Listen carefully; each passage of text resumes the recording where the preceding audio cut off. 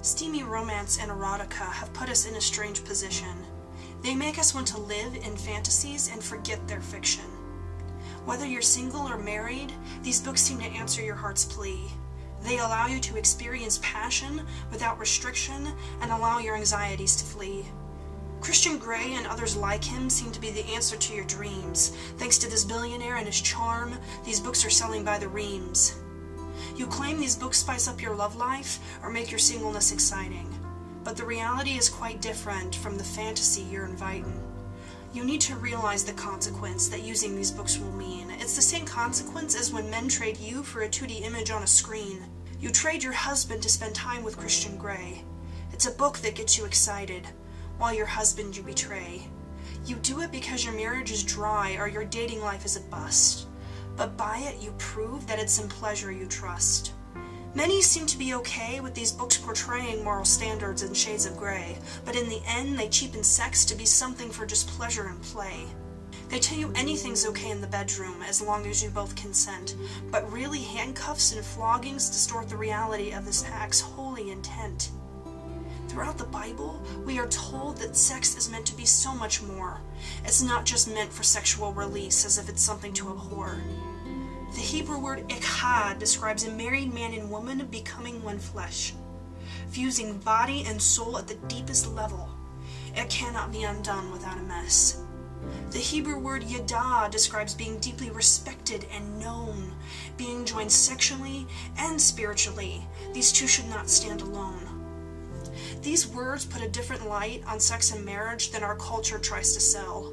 If you compare one to the other, they don't match up very well.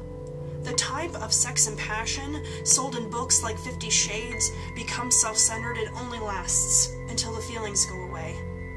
Whatever happened to until death do us part before saying I do?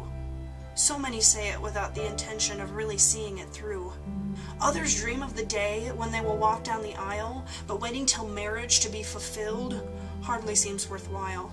Intimacy is a beautiful thing in a marriage between a husband and a wife, but it requires you to die to yourself and live a sacrificial life. Jesus demonstrated this type of love for the church, his bride. Becoming the ransom for all transgressions, he was nailed to a tree and died. His death and resurrection are the reason we are redeemed. Sex and romance can't do that, as 50 Shades tries to esteem. The Bible tells a husband to give up himself for his wife, but wives need to sacrificially love, something for which you must strive. It means saving your desires for your husband and him alone.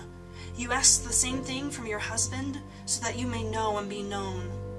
And what this means for the singles is that you must do your best to pursue God's holiness first, so you can live in freedom without regrets. Now, I've never been married, but I've seen marriages both fail and endure.